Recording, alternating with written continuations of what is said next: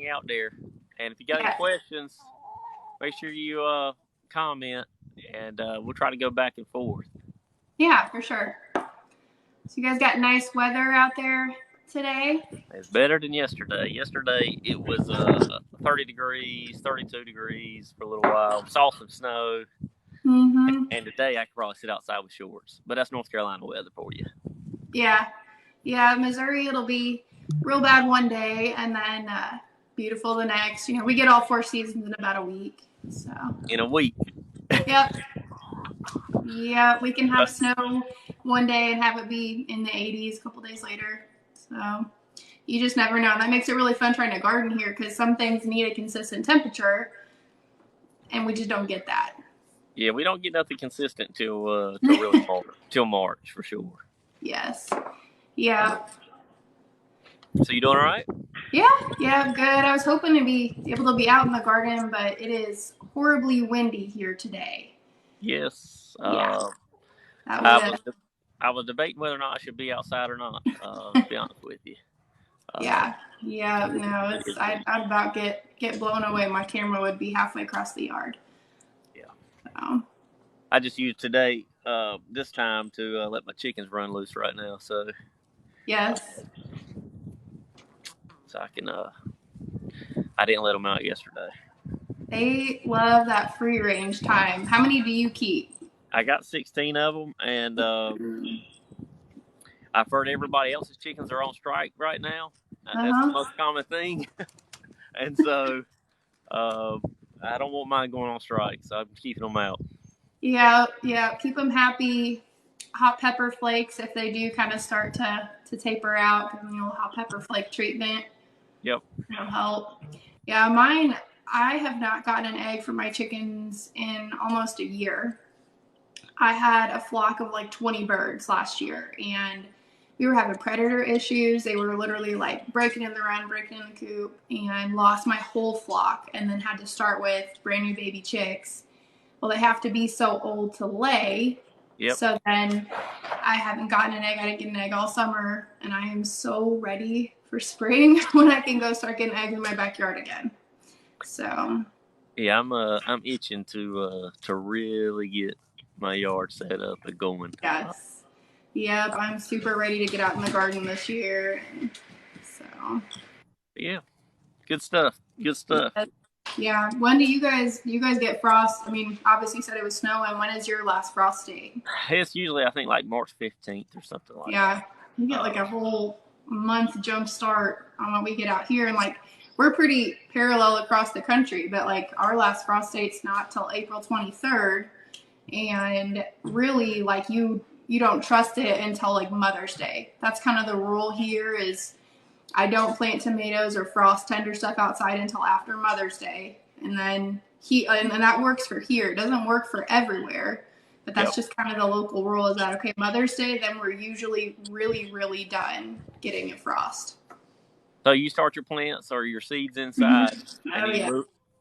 So when you can't start them till a little bit later. I'm going to start mine next week. That's the plan anyway, if I got time for it. Yeah. It takes a little bit of time. It's, getting everything ready to go and all of your supplies, having that ready. I'll usually do a good couple work days, just like cleaning everything, making sure that I have what I need as far as like the seed starting mediums and the perlite and the fertilizer, all that. I'll have some stuff. I'm actually going to start onions today. Those take a long time to grow. So onions will be today. And then I've got some different like herbs and flowers that take, 12 weeks before they're ready to go outside. So I've actually got a few things I'll get started in January, and then more and more as we get into February and March. So my seed shelf is going to be real full before too long. Well, I didn't really take gardening serious until last year. Mm-hmm. And I think going into it with the plan matters. I think everybody won't say, yeah, I'll grow this because I got, I do eat it. But then, if you want to actually be able to preserve it, can it, and that kind of stuff, yes, you got to do a lot of it. and then you got to know what you're doing, that kind of thing. Yeah. Probably my best tip with tomatoes, everybody wants to be able to can their own salsa. That's kind of what a lot of people start with. I want to grow my own tomatoes to be able to do salsa or spaghetti sauce at home. But a lot of people don't know the difference in like a beefsteak tomato and a paste tomato. Yeah. And you grow all, the normal, what you think of like a beefsteak tomato, like what you put on a BLT, and then you go try to can with that, the water content in that's so high that you end up with really runny sauces and salsas. So I make sure to tell people, be sure to put in lots of paste tomatoes. Like Amish paste is my favorite. I'm going to do a new one. It's called a Gilberti tomato this year, and they get like 7 inches long for a paste tomato, which is massive. So yeah. I'm excited for that. I did get a question here. What zones are you in? I'm in zone 6A. I'm in central Missouri. And Colin, how about you? I think I'm in 7B. 7B. Yeah. Can you do citrus? Are you far enough south that you can grow citrus? You can if you got somewhere to put them. Yeah, somewhere to when it's cold. Everybody around here don't know you can actually grow pine. Got chickens. My chicken's going crazy. I don't know if it flew by my head or not, where you can see it or not. Yeah, I heard it. But you can actually grow pineapple in buckets here. But you got to be able to put them away, otherwise they're going to die. Yeah. We're just a little too far north to be able to do citrus here in Missouri. So yeah. But about anything else, I found we can grow about anything else. I can't grow bananas or pineapples. Can you grow what are those Meyer lemon trees things, bushes? Yeah, but you got to bring them inside for the winter. Yep. Yeah, that's a pretty common thing around here. And a lot of people have those around here, but they don't have them planted outside. They have them in like these big old containers. So. Yes, yeah. And then, you can grow a lot of like the dwarf-sized fruit trees in containers. I think people underestimate how big of a container you really need for that, because they need a good size, root ball to be able to get the nutrients that they need. So. Yep. I've gone through 2 lime trees trying to keep them alive here. Yeah. People say you can do it. There actually is a lime tree in my county, but it's so old, the base is so thick, the trunk of it so thick, it can take the beating. Yeah. So whenever you go buy one from the store and it's about the trunk's 1.5 inches, 2 inches thick, it won't take it. And even if I bring it inside, it just doesn't like being inside. But yeah, I don't know. There's a lot of things I wish I could grow that I can't. But it's I tell everybody, gardening is just it's just an experiment. It's trial and error all the time. Yeah, it is a never-ending learning process. You are going to be a perpetual student when you are keeping a garden and trying to grow food and homestead. You've got to be prepared that you're going to learn something new all the time. I've been doing this for years, and I'm still learning and still doing new things. So we had a couple of questions. What about grapes as far as eating in Zone 6? You can grow grapes in 6. We have a lot of vineyards. Missouri grows really good grapes for wine. So yeah, you can grow grapes in 6. And then we got asked, is your ground frozen right now? A little bit. We've we've gotten down right around Christmas. It got down, where it was like -10 here, which is almost as cold as it gets. I've probably got like maybe 2 or 3 inches of soil on the top of my raised beds that are not frozen. Otherwise it's pretty frozen. The dirt's not workable. It probably won't be for me until very early March, unless we just have a quicker start to summer than we've had the last few years. So I know you were talking about a plan for seeds and your garden and everything. I brought my seedling list. I literally sit down and I write out everything I want to grow, all the different varieties, and make sure I have the seeds for it. And then I sit down and I have Google and a calendar in front of me, as far as what dates I'm going to seed start every different kind of plant I'll grow, or what date I'm going to direct sow it, go ahead and put the seeds right outside. Or when I'm going to winter sow. That's an option if you're somewhere where it's cooler. You can get a little bit of a jump start on things like your brassicas and your broccoli, or your lettuce, those cooler spring crops. You can go put them in a milk jug outside right now to act like a little baby greenhouse and get a good jump start on those things, because I'll tell you, broccoli takes longer to grow than what you think it would. Yeah, I've tried growing it once or twice. Yeah. Here in the South, what a lot of people are trying to stick to is stuff that produces quickly and fast, like Yes. squash and zucchini. That's in typically everybody's garden down here. Mm-hmm. But yeah, broccoli. That's one that I feel like you go all out. You really go all out on your garden. Mine's not nowhere near that. Like I'll have okra is about as far as I'm gonna go with like something. Mm-hmm. I usually do about like 8 things really. I got a question here. Guy says, I live in Houston, Texas. Okay. What will be a good vegetable to start? I have 8x4 above ground bed. So Texas is a fun place to garden because you the things that I would grow in the spring, you grow in the wintertime. So you can grow things like lettuce and broccoli, kale, peas. You can grow that right now because you're far enough south that it's the perfect temperature. Those things like it when it is, 50 to 70 degrees outside is their ideal growing temperature. If you want some Texas professionals, if you don't already, check out Texas Garden Guy. His name's Destin. He's down in Texas. Another girl from the garden, she's down there too, and they've got some specific tips for Texas. You almost just kind of have to shift the seasons that you're gonna grow things in. And shade cloth is a huge thing. Finding ways to put up shade cloth over your garden, even just to lessen that sun. If you do a 50% shade cloth, is going to help your plants not burn up. I've gotten a comment too on my side about trying to garden in Las Vegas and all your plants just burn up when you're trying to garden in the desert, and that's tough. I could not live there. But shade cloth and finding ways to provide a little bit of a respite from that harsh sunlight is a key when you are gardening somewhere that it's really hot. Missouri, we'll get up to 100, 104, 105.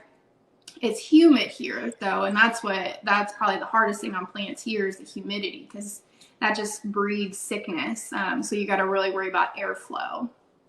But every region you're going to garden in will have its own little quirks, and you just trial and error, like you said. You're just kind of figuring it out. Pay attention to your garden. And yeah, somebody said Missouri just feels so much hotter though. Yeah, it feels really, really hot here. It could be, 80 here and then 80 where you're at in North Carolina, and it's going to feel horrible in Missouri because the humidity is just so thick. Yeah. Oh yeah. Humidity here is the real deal too. Yes. Yeah. I got a comment. I want to start my first garden this summer so bad. It's really something where you can think about it and you can plan, but the best way to learn is just to do it. Just try something.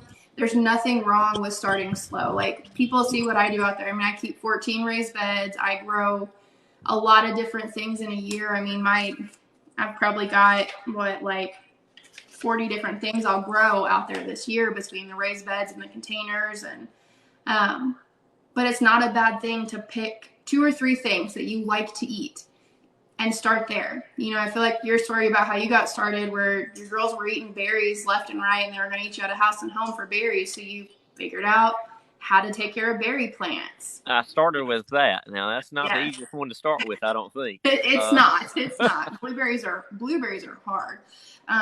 But you just find something that, that you like. Start with 2 or 3 things. Green beans, bush style green beans are the easiest thing to grow. You throw them in the ground, and in 55 days, you're going to be picking green beans.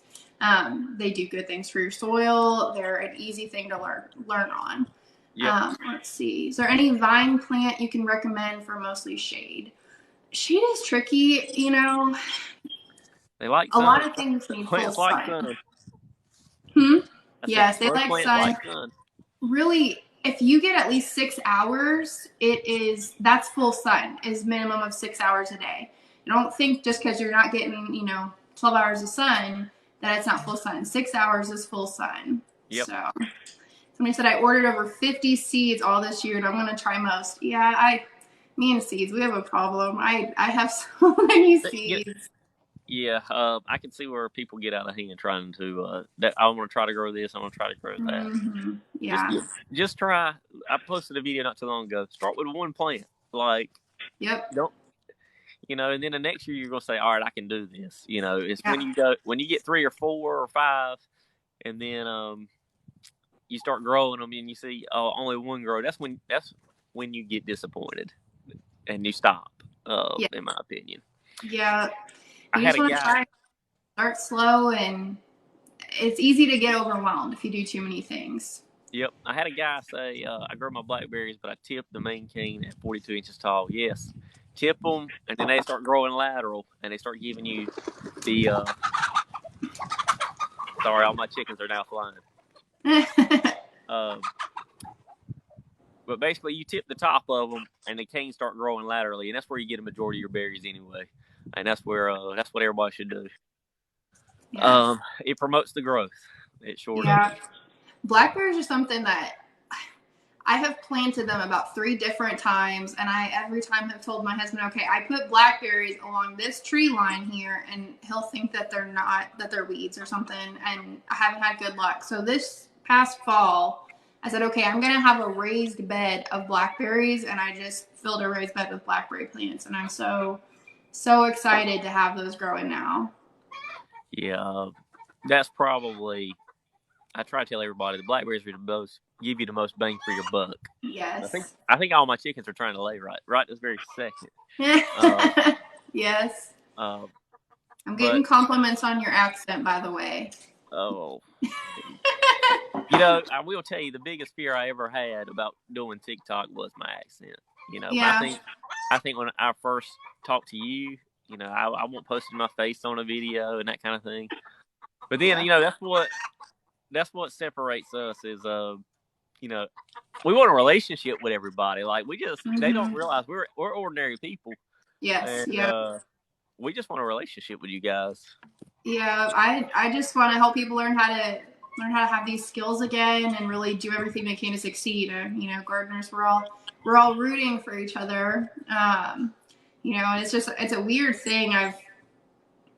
I'm at a point now where I'll reply to messages and people are like, I just can't believe that you're a real person, that you really answer. And it's like, yes, I am real. I'm a real person. I'm just like everybody else. I'm a mom. I have a real job too on top of all this. So, I just take the time out of my day to be able to do what I do online as well. They think just because we have over 100,000 followers means we ain't going to talk to them, and that's not the case at all. That's not the case at all.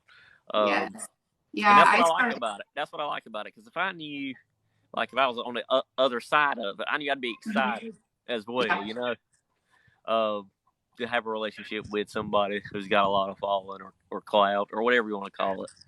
I had a guy ask a question, what should I implement to add to my existing soil to bring back the life for the spring? Compost. Yes. All the compost. That is the best thing that you can put in your soil is compost.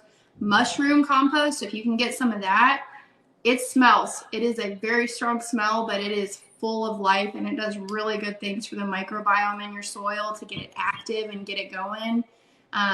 Compost, I top off all of my raised beds and all my in-ground spaces with compost every single year. That's the very best thing. I add in some granular fertilizer. I'll do an organic granular fertilizer. Trifecta Plus from MI Gardener is really good, or even for an organic granular option you could get at Lowe's or your local nursery. But compost is, that's the key. That really. Yeah, every I guess towards the end of February, I go and get a truckload of cow manure. And what's great about it is a truckload of cow manure is $20 for where I'm at. So when I mix up my soil, it's cheaper than what you can get at the store.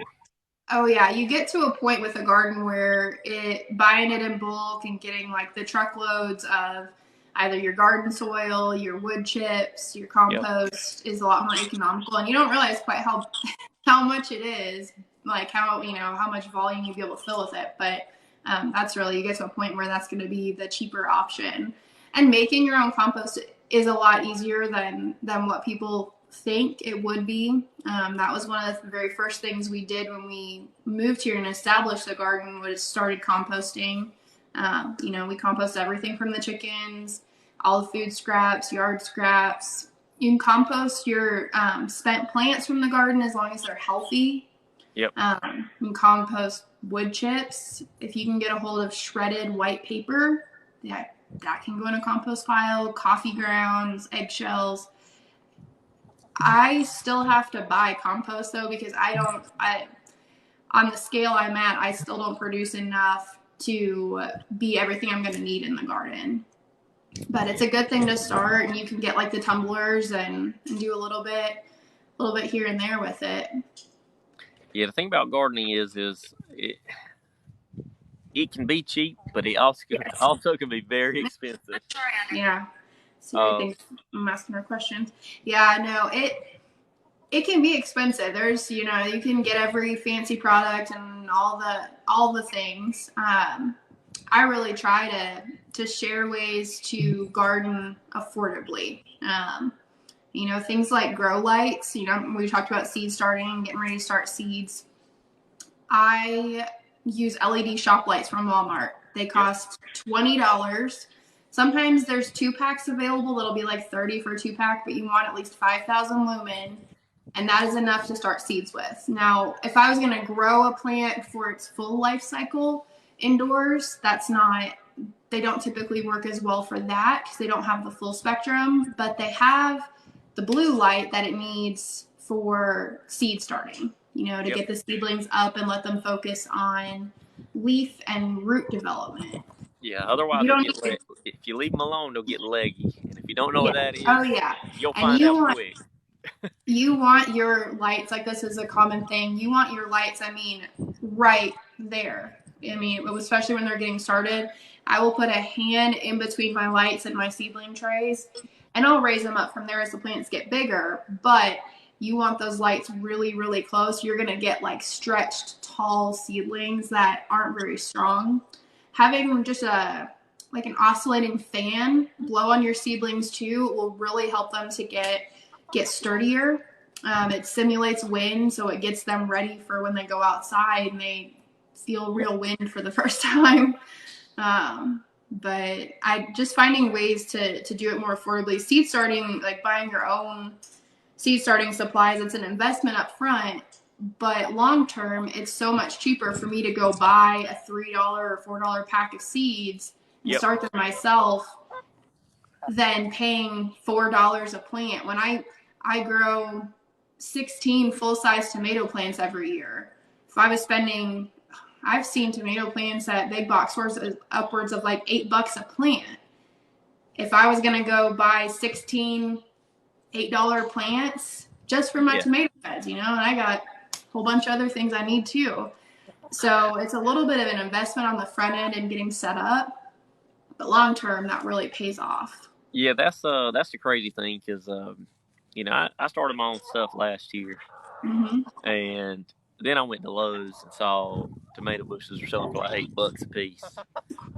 That's crazy. That's crazy. So I will tell you that I will be selling tomato starters and bell pepper starters and all the pepper starters. Just pretty much everything Lowe's sells and gouges people for. Yeah. I'm going to ship it to their door. I think I can get away with selling 6. I haven't weighed it yet because I haven't started them, but I think I can get away with selling 6 plants for like $22 and get them to their door, which is a lot cheaper. than what they can get at the store. So. Oh yeah, yeah. And then the ones you get there, they're not even always healthy because the people taking care of them may not know what they're doing with the plants, and that's right. They're getting top watered or not. They're being top watered. Yeah, yeah. I've gone through and.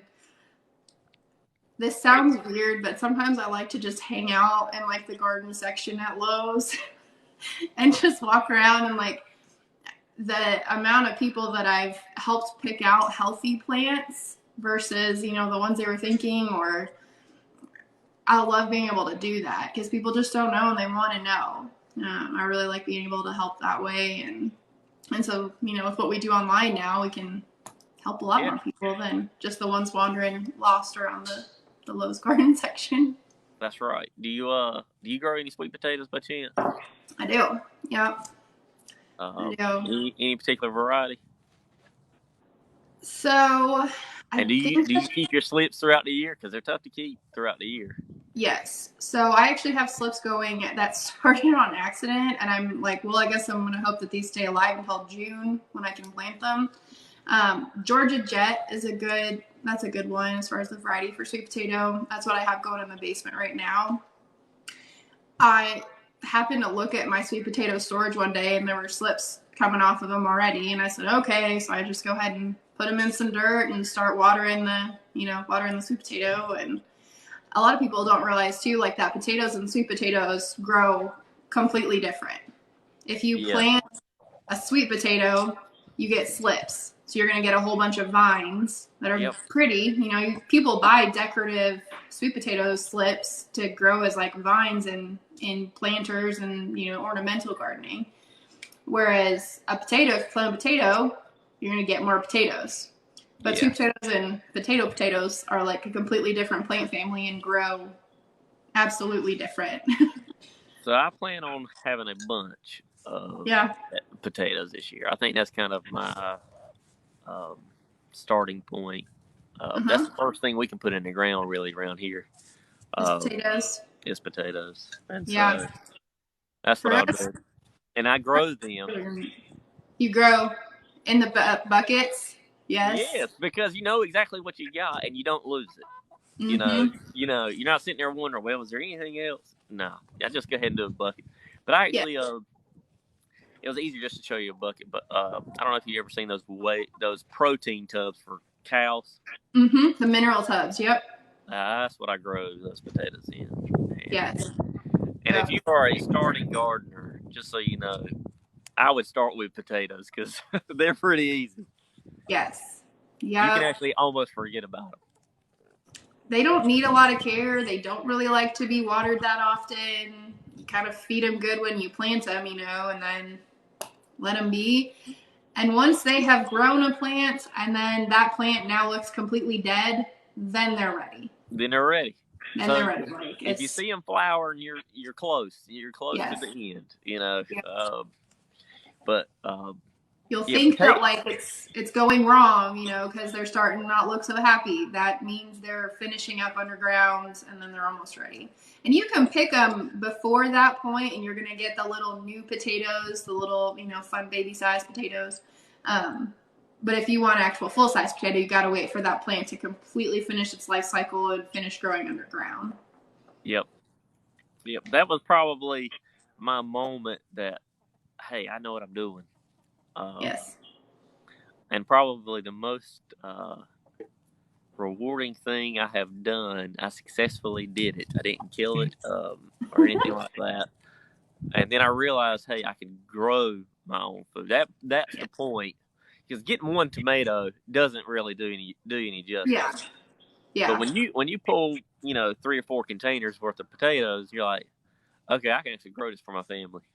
Mm-hmm. And that's the point where I said I can probably try to eliminate the grocery store. Yes. Yeah. And just so you'll find, starting with produce that you like, probably that's tomatoes, like grape tomatoes. Once I get my cherry tomatoes planted, I will stop having to buy those all summer long. I will not spend money on that anymore. And then you'll start with the produce that you like to eat, whether that's lettuce or tomatoes, and replace that and get that out of your grocery budget. And then you'll find things you can make with the vegetables you can grow that then you can also start to replace. So like I have not had to buy jams and jellies in a very long time. And even if it's things that if you want to learn those skills before you have the plants going to grow them, there's nothing wrong with buying produce and learning how to produce some of those things. Like I just canned up like a whole giant batch of my own rotel, and I used the tomatoes I grew. But if you wanted to learn how to grow that, you know, or learn how to can that and make it, you could learn that before you have the plants going, you know, or before you have those things like fruits, you know, those take a while. I planted peach trees 3 years ago. I still don't have peaches, but I go to the farmer's market and I'll buy a big old case of peaches to can the things I want to can with it. There's nothing wrong with learning those before your plants are producing. Yeah, I get so many questions when someone's like, you know, I really would like to grow blueberries and everything else. And listen, I got them. But I'm just telling you, if you want berries right away, it's strawberries, blackberries, and raspberries. Like that's where you go to. Yes. You know, but so many people they want the blueberries, and listen, that's my son's favorite berry, the blueberry. And I feel awful that I don't have him more. But it's one of those things where you get your most bang for your buck with blackberries and raspberries for sure. Yes, they're good producers. And once you get those established and take good care of them for a few years, you're going to have them on that property forever. Yep. And even if you don't want them anymore, they're going to be there for a while because blackberries and raspberries have like a rhizome in the soil. And once you have them there, they're going to be there. So getting them established is, you know, that's where the work is at with berries, especially with raspberries and blackberries. But once you have them, strawberries are kind of that same way too. Yep. You could dig up all of the crowns and you wouldn't have them there anymore. But I started one bed with 12 plants, and within a year I had 100 plants in that bed. Yep. Just take good care of them when you get them established, and then they're going to multiply and grow. So those are kind of, you're talking about things being a little bit of an investment up front. You know, you'll want to try to get those things going, spend a little bit to get started, but then if you take good care of them, they'll take care of you for a long time. We had a question over here about, I noticed nobody recommends tilling anymore. Can I put potatoes in the ground without tilling it? You can. If you look into like Back to Eden gardening or the Ruth Stout method, you don't necessarily have to till that layer of soil, but you're going to build up on top of it, and eventually that soil will loosen up underneath. A lot of people do till the first time they establish an in-ground garden space, you know, one till, and then at that point don't till anymore. Repeated tilling is the big thing that as gardeners we're just trying to tell people to avoid. It's not good for the soil health long term. So you could till one time and then never again, or you could just start with like the Ruth Stout method where you'll put down like layers of cardboard and layers of compost and soil and good things, and then you'll plant into that top layer, and you'll find that your potatoes will work their way through the cardboard and start to kind of loosen up that soil. Sunflowers, there was kind of a cool growing experiment. Sunflowers are actually really good to plant somewhere that you later want to establish into a garden space, because they'll work the soil and really kind of loosen it up and break it up, so then you could garden better with it in the future. Grow bags, I know.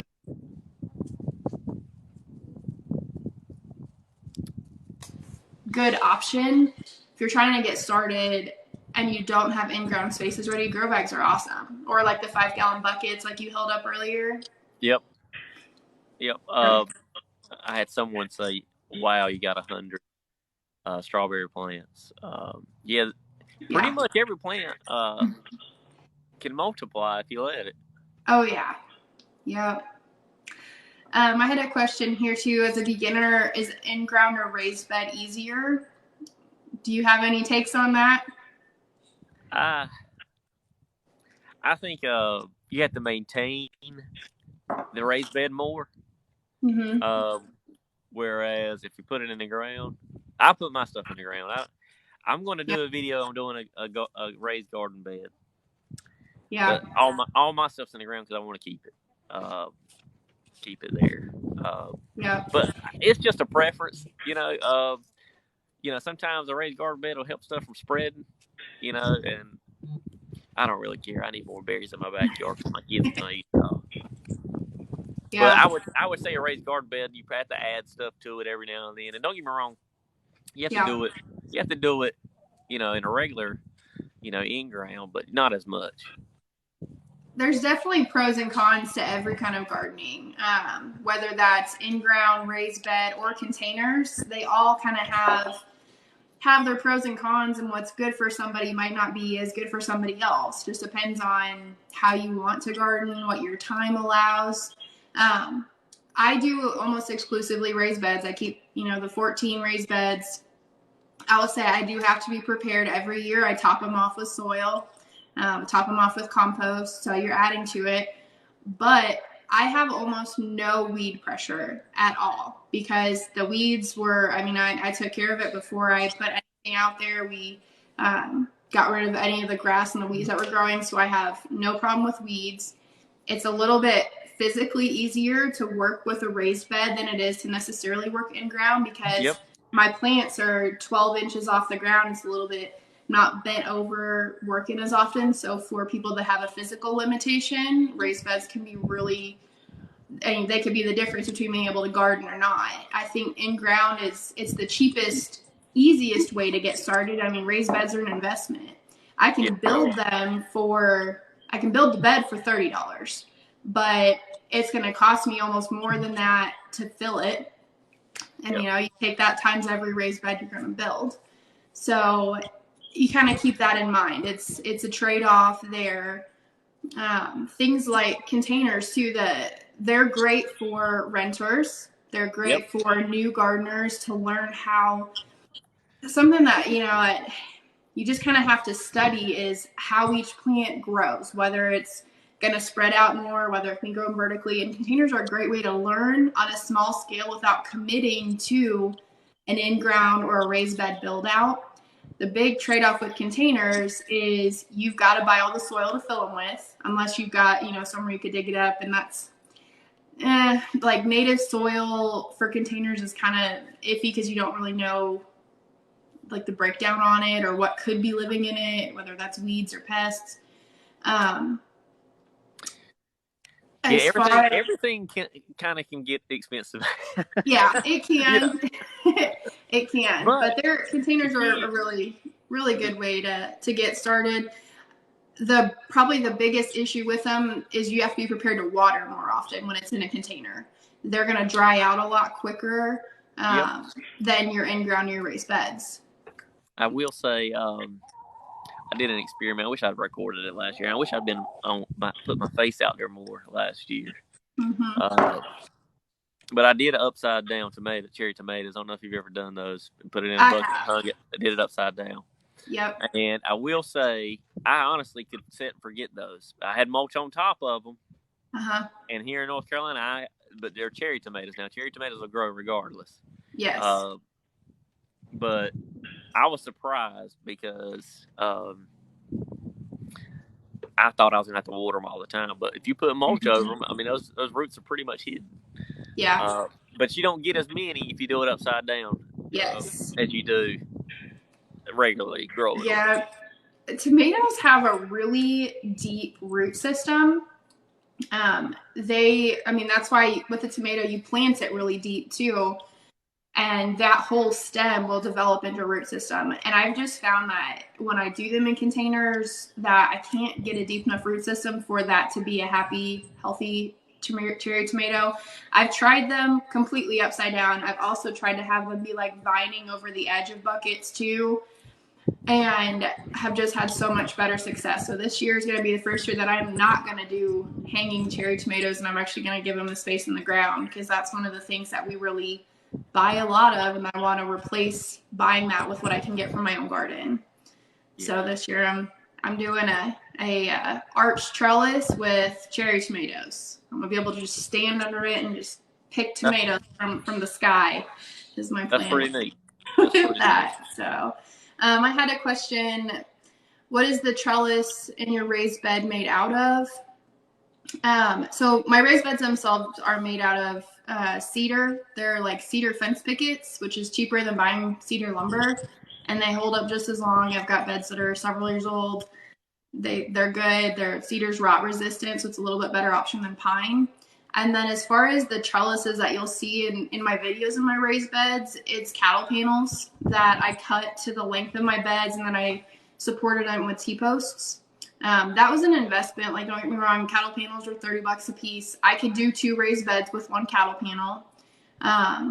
But you've got to, that's going to last for a long time, like a long, long time. And so it was really an investment to get it in, and I'm glad that I did. I will never grow tomatoes any other way now. Having them vertical on that cattle panel trellis is, I've tried all the ways. I've tried the Florida weave. I've tried single staking them. I've tried tomato cages. Tomato cages are a joke. Don't just save your money there. But when you do the vertical cattle panel, I call them my tomato walls. They'll get every bit of 8 feet tall that way. I mean, they'll grow up and over and be hanging down the other side, and it's literally just like a tomato forest. But when you support them like that, they can grow healthy and strong. Yep. That's exactly right. I don't know if you mentioned or not, T-posts. You need T-posts, and they're about $5 a piece. Those things ain't cheap either. Yes. Oh yeah. Yeah. And you need them if you're growing fruits, number one, but tomatoes, you need all. So there is a minor investment in it, but if you're gonna do it year after year after year, yeah, go ahead and just bite the bullet. This garden here, we've had it established for a few years, and we're finally to a point where I feel like it's really making an impact on our grocery budget in the summer. Even in the winter now, I canned and put up more food this year than I ever have before. And it's been really nice. Like, oh, we need this. And I just run down to the basement storage pantry, and I've got jars on jars of stuff that I grew myself and put up for the winter. The question about a protective varnish for cedar, I don't put anything on it. Just the cedar itself without even any kind of varnish is rot resistant. That's what's nice about that kind of wood. You don't have to varnish it. You don't have to treat it. It will weather. So when you first put the cedar in, it's going to be kind of a pretty reddish color, and that will fade to white as that wood ages and weathers. But it's still just as strong as it was, and that's really what I care about. It's just that the wood's not rotting and falling apart. But no, I mean, I've got like 5-year-old beds out there that are just as strong as the day I put them in. We do go through and kind of tighten the screws on the corners. We used a treated 2x2 for the corners, and we'll kind of tighten those up. But other than that, I mean, they're holding up really well. Yeah, the sun causing damage to wood, I don't know that it necessarily would impact cedar. I mean, Arizona is tricky to garden in, and the heat and the sun. You may check with like a hardware expert or like somebody growing where you're growing. We don't have that issue where I'm at. Got a question for you. This ain't from one of my people. I had it here on my notes here. Okay. So your TikTok comment or your TikTok content going forward this year. Yeah. I don't know. I may have missed a few videos and that kind of stuff, but what's kind of your plans for this year? Lots of tutorials. I'm really trying to show every step of the process for how to start seeds, how to transplant seeds, how to care for things. Really just focusing on things that people can take back to their own gardens and apply to them, what they want to do at home. You're going to get like funny dancing videos from me too, but a lot of helpful stuff is my goal. I want it to be stuff that encourages you and helps you to succeed where you're at. Do you do any videos on canning yet? On canning? Yes. Oh yeah. Yeah. I've got canning stuff. I have a playlist in my bio that's recipes, and I've got several canning recipes for some different jams. I've got my Rotel canning recipe up there. So I think that's going to be a big thing this fall. You just remember I told you that. It's going to be. I think it's going to be probably the number one trending thing to do. Yeah. Because I think when people go to the grocery store come fall, they're going to get sticker shock. Yeah. With canning and that kind of thing, I do try to really focus on like safe canning methods. You're not going to see me doing rebel canning stuff. Every recipe that I put out there is adapted from the Ball Blue Book and safe canning methods. I'm real big on that. But no, it'll kind of be a little bit off. I'm producing more of my like canning videos and that kind of indoor content because I don't have the time to can in the summer. When I'm doing everything in the garden in the summer, I don't have time to can. So I'll do a lot of freezing and dehydrating in the summertime, and then I'll cook with it and can with it all winter. I've got a tally going of how many gallons of frozen tomatoes I've processed so far. I've done 13 gallons of frozen tomatoes that I've processed so far this year. Yeah, so I saw your video on freezing them, before you can them and then letting them unthaw, and I thought that was pretty neat. I think I had seen it maybe one other time years ago. Yeah. And I'll be honest. I'll be honest with you. I haven't ever canned, but this is the year. This is the year I'm going to do it. Yes. Let's see. What light did you say you used as a grow light? It's from Walmart. It's the Hyper Tough LED shop lights with 5,000 lumens. It's $20. They have one that's like $30 too. That's 5,500 lumens. That one works as well. It's just going to be a little bit higher light intensity, but I don't go anything less than 5,000 lumens. It's just an LED shop light. It plugs in. I didn't have to wire it. So I've got I've got 5 of them going on my grow shelves right now, and keep them on a timer. So my power strip is just plugged into a timer for 12 hours on, 12 hours off. And I really don't have to do too much with the lights. I don't have to remember to turn them on or off that way. So that's pretty handy. Yeah, I think people can get too caught up into what they should buy, what they shouldn't have. Yes, Just take what you got and work with it. At the end of the day, just take what you got and work with it. Oh yeah, like I said earlier, it's all trial and error. Yes, for sure. There's a lot you can use for seed starting that you probably even just have laying around. If you need bottom trays, like when you're seed starting, I really recommend bottom watering so it doesn't displace the seeds. You can use cookie sheets. You can use a little aluminum pans that people use to bake a cake and take it to a Sunday church thing. For seed starting containers, I've used the Costco egg cartons, like the clear plastic egg cartons from Costco. Just poke a hole in the bottom of each one.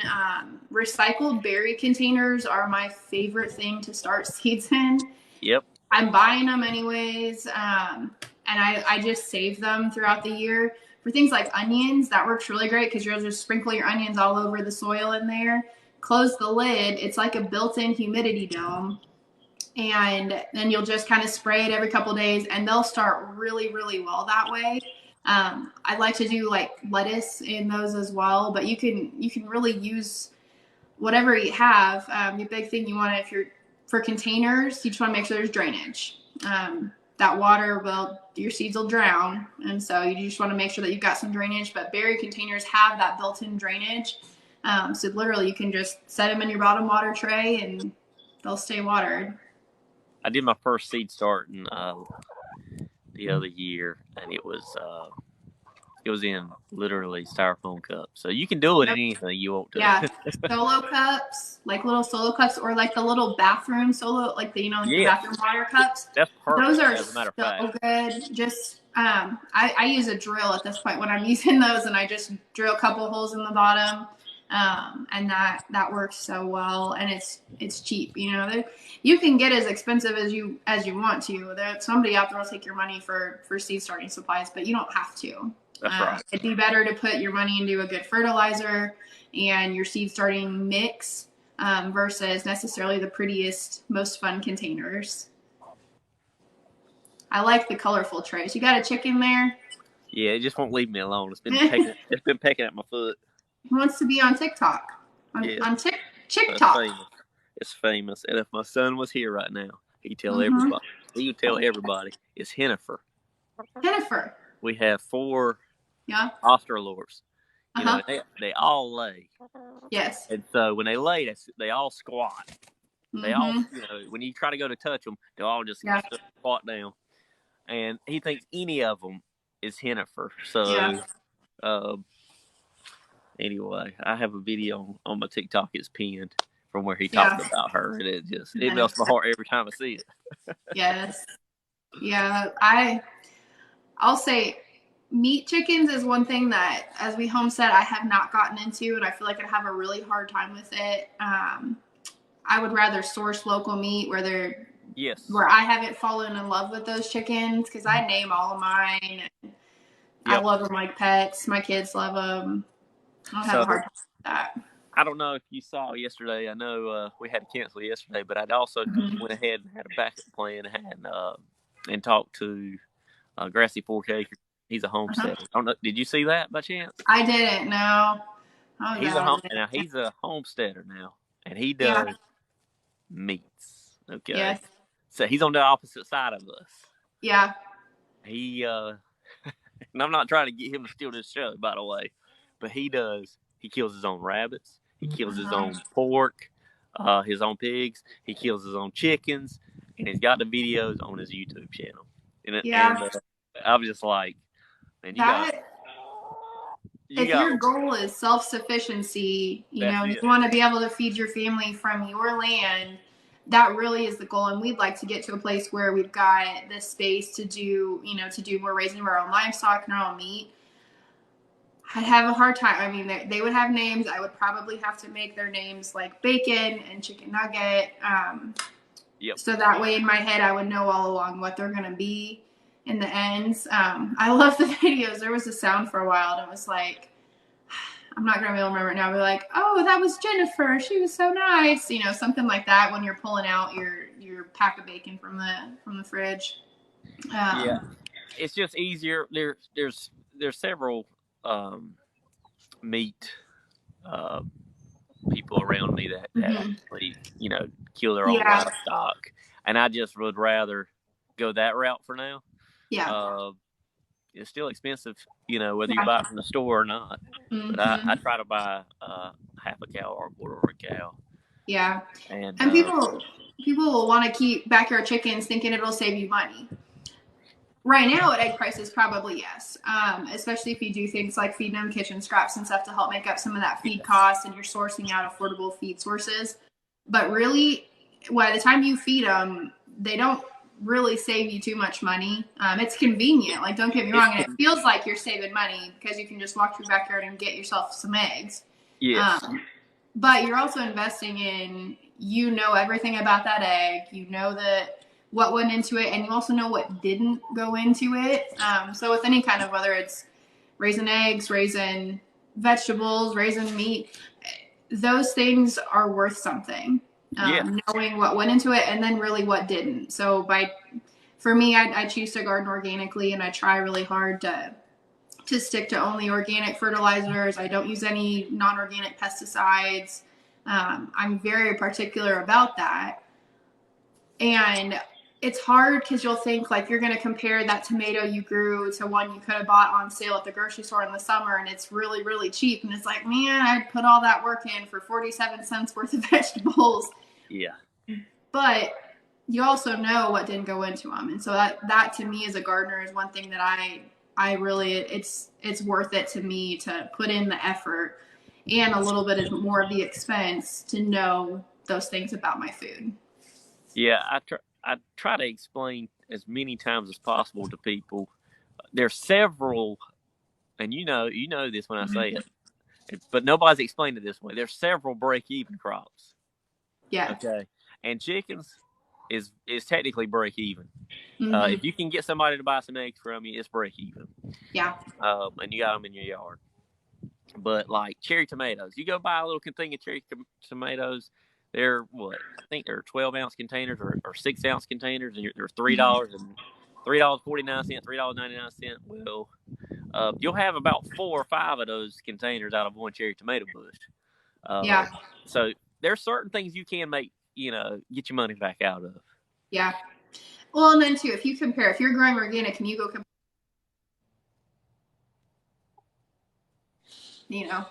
Yep. that's really worth it. Yep. You probably will save some money if you compare. I'll think like, oh, well, lettuce. I mean, lettuce is high right now too, but $2 bag of lettuce. Okay, I saved $2, but really, if I look at the organic lettuce, that was $6 I just saved right there by growing it in my basement. Yep. So.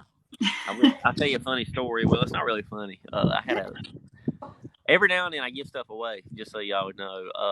I had someone reach out to me, just sent me an email, not even like a message on TikTok or whatever, Instagram. They went on my website and sent me an email and said, "Hey, I have hamsters to keep up, and lettuce has gone outrageous. Yeah. And I've never grown anything, and I live in an apartment." And I said, "Well, I tell you what, I'm gonna send you about 100 lettuce seeds for free." Mm-hmm. Because you need to learn. Like that's all there is to it. Yep. And so lettuce has gotten crazy enough that people who have hamsters or pets that have lettuce, they're thinking about growing it now. And it is so easy to grow. Like so easy. It's a really quick turnaround time. And then you plant, if you plant a little tray, or like I've got buried containers of it going in my basement right now.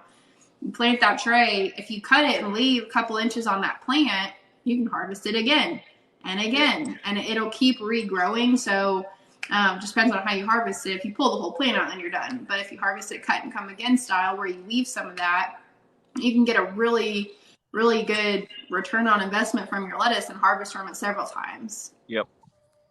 But I think that girl who messaged me about it, I sent her the seeds that charged enough, and I even paid for the shipping, the whole 9 yards. And she said, I think she said in a quote, they'll eat one whole romaine lettuce. I don't know if she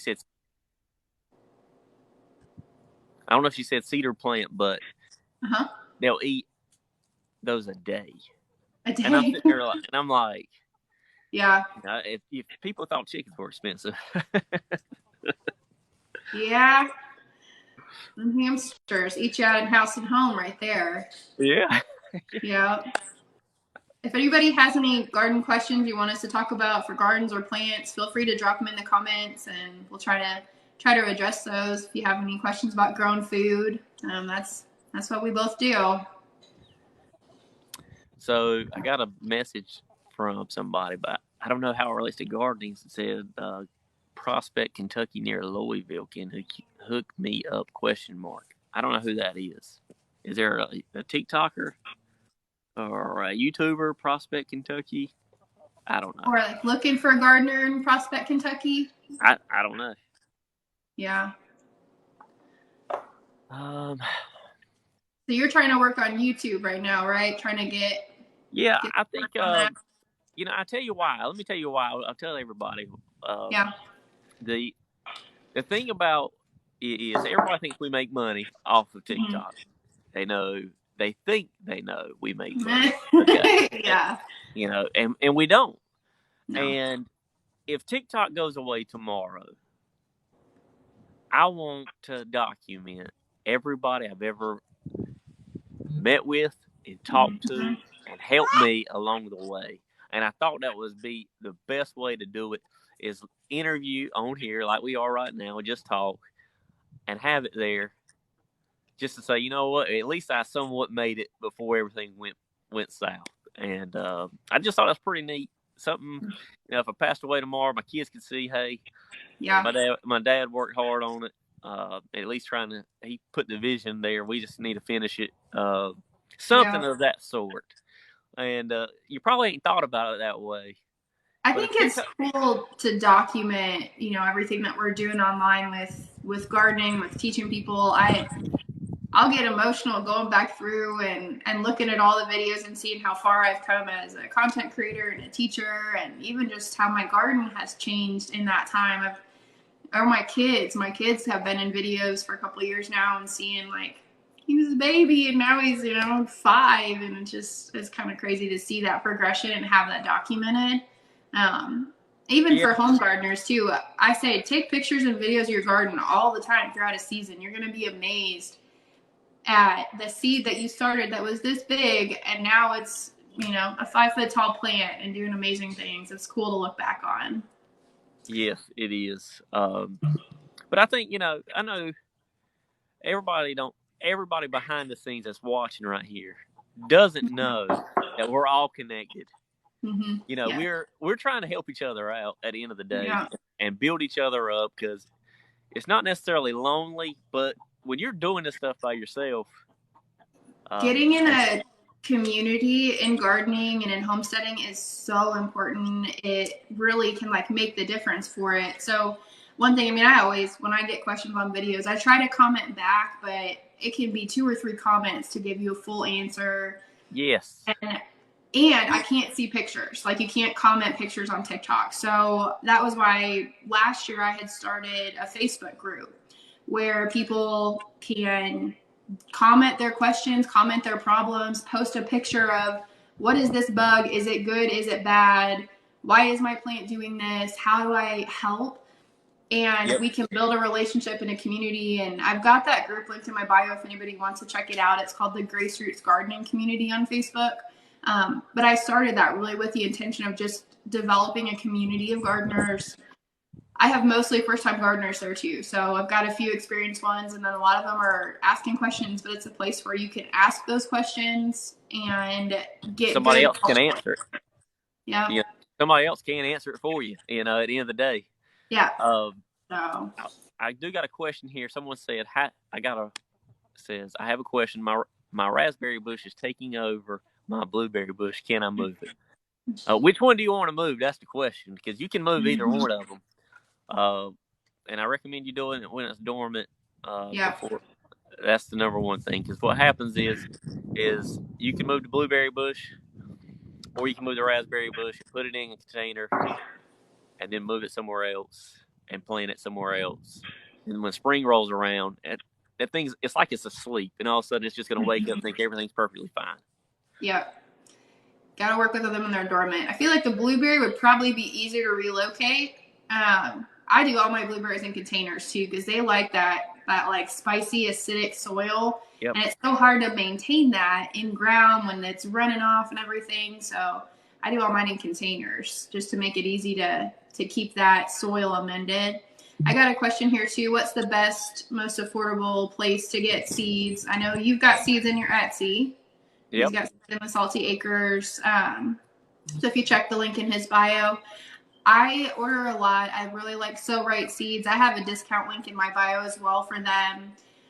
The big ones you're going to hear a lot of are M.I. Gardner, Baker Creek. Baker Creek's a little more expensive, but they do more of the unique rare seeds. They're all heirloom. Haas Tools does good prices on seeds if you're getting them in bulk. So if you need a lot of peas, or if you're getting in more bulk seed, Haas Tools is a good source for that.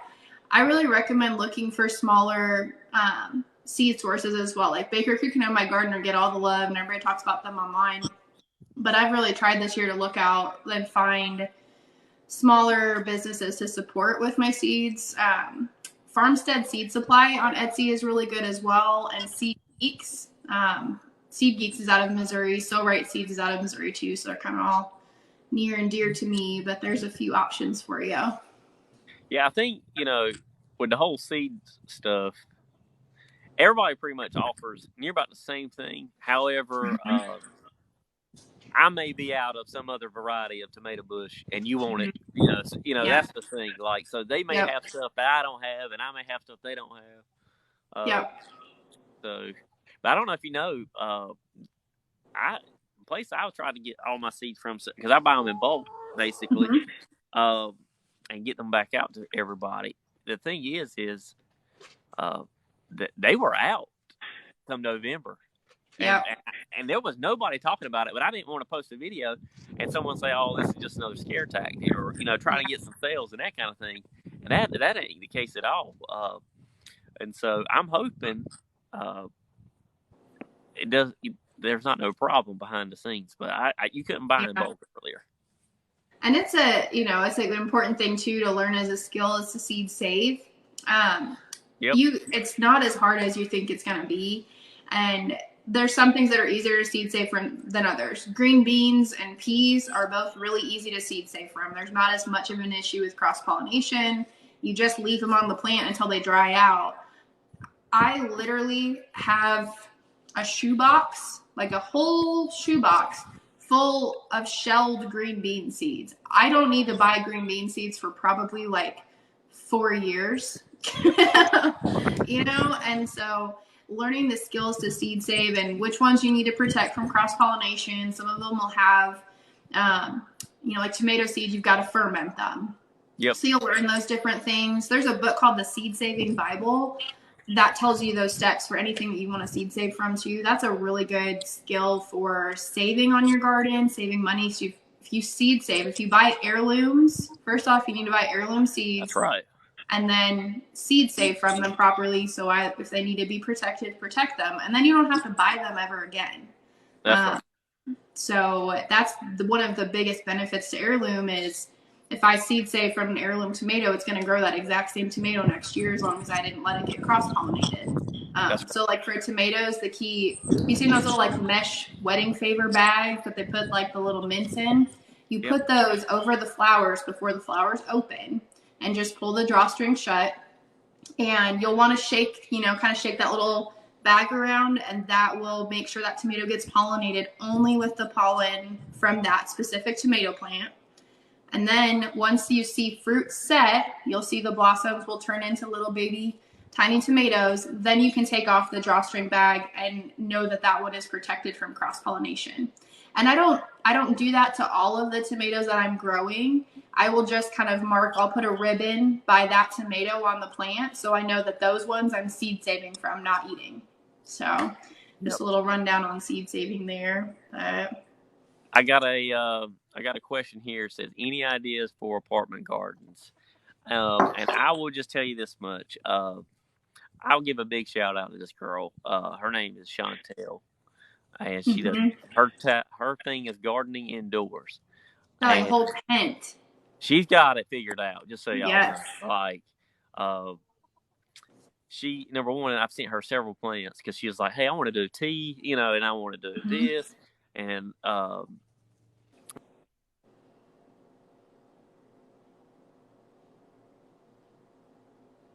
about dead. My phone's about dead here too. But no, Chantel's awesome. I'd say containers are really good for that too. It's a little bit of money for the green stock, but a green stock growing system is great. You can grow like 50 plants roughly in one vertical tower. So if you have a patio that you could put that out on and get some sunlight, they have even like a spinner so you can rotate it so it all gets sun. That's a good solution for apartment. Yep, but she does good stuff. She really does. Chantel's awesome. And then let's just do one or two more questions and we wrap this thing up. Yes. Says, where do you find large containers?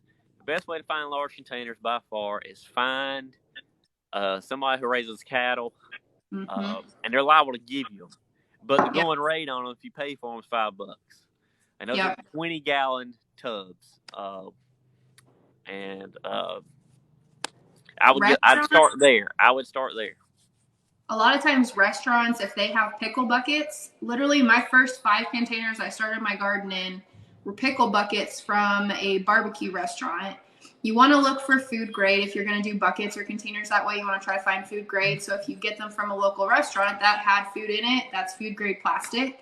So you know that it's safe to grow food in. If you look on like Swap Shop, like Facebook Marketplace, I still call it Swap Shop, but Facebook Marketplace, you can a lot of times find people giving away those containers, whether it's mineral tubs or buckets. They'll say, I'm drowning in them. Please come get them. So kind of keep an eye on the community there.